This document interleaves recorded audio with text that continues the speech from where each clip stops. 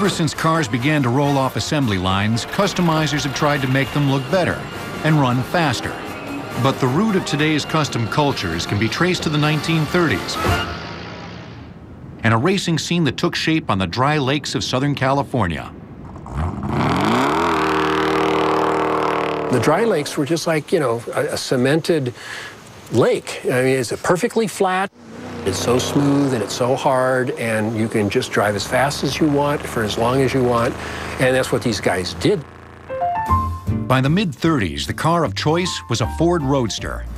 The 32 Roadster was the first that came equipped with an inexpensive 8-cylinder engine, known as the Ford Flathead. The car's distinctive grille, molded into the body, was undeniably stylish. More practically, like other Roadsters, its cloth top and windshields were easily removed. My father's 32 Roadster, that was the family car. They only had one car. I mean, it went to get the groceries, it went to take my dad to work and back, and then my mother used it when he wasn't using it. And then come the weekend that they were going to go to the dry lakes, the fenders came off, the running board came off, headlights. The Roadster was the cheapest model in the line. It was the lightest model in the line because it didn't have a roof, it didn't have side windows, and it was kind of sporty. With little history to guide them, the Dry Lakes racers customized their cars by trial and error. Bigger tires in the rear changed the gear ratio for a better top speed, while smaller ones up front decreased wind resistance. The front end could be lowered by heating and dropping the front axle. The result? A gently sloping angle, or rake, of 3 to 4 degrees, which came to define the classic hot rod look for decades to come. When you race on the dry lakes, you can either make horsepower or you can streamline it. They both have the same effect. They both make the car go faster, and they did both. Many of the Dry Lakes racers were mechanical mavericks. In the late 1930s, Vic Edelbrock Sr. designed and machined a manifold to increase air fuel intake. He called it the Slingshot because of its Y-shaped design. Ed Iskandarian ground camshafts that increased engine performance at high RPMs. It's guys that are smart enough to figure out how to make the stuff they need when they don't have it.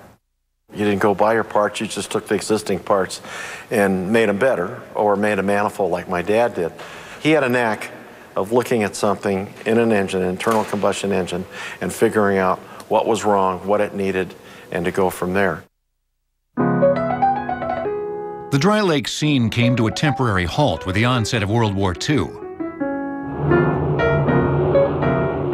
But many of the racers found work and developed new ideas in the wartime aeronautics industry. They came back from the war, they knew how to machine parts, they knew what a combustion engine was like, they knew how superchargers worked, they had some rudimentary idea about aerodynamics, witness the belly tank racers. After the war, Dry Lakes racer Bill Burke built a race car using an aluminum fuel tank from a fighter plane. He built a model for Alex Exidius, founder of the SoCal Speed Shop, who sat it on a pair of Ford Model A and B axles.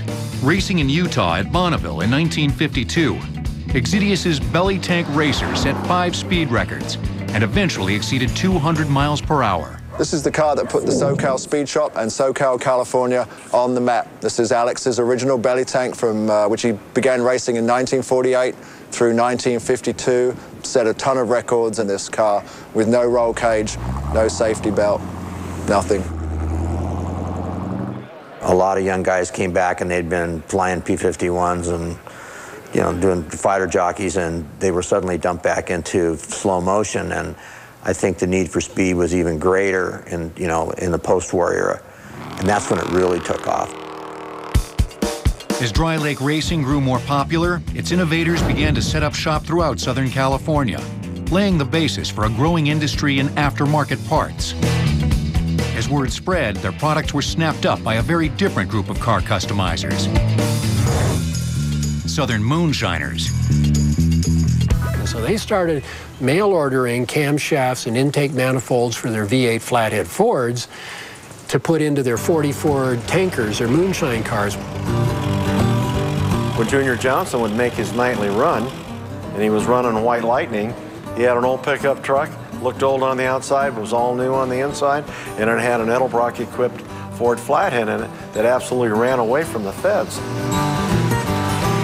Unlike the Dry Lakes racers, bootleggers needed to keep their cars looking stock on the outside so as not to attract lawful attention. 1940 Ford business coupes were popular cars of choice. Along with engine modifications, back panels were removed to make room for contraband.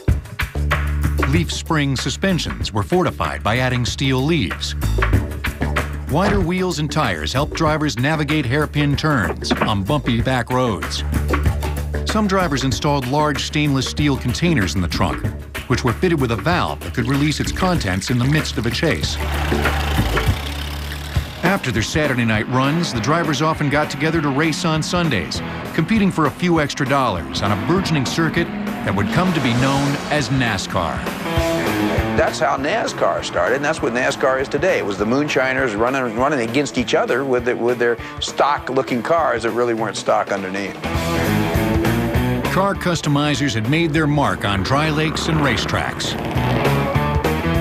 But a younger generation would soon put the hot in hot rod by taking it to the streets.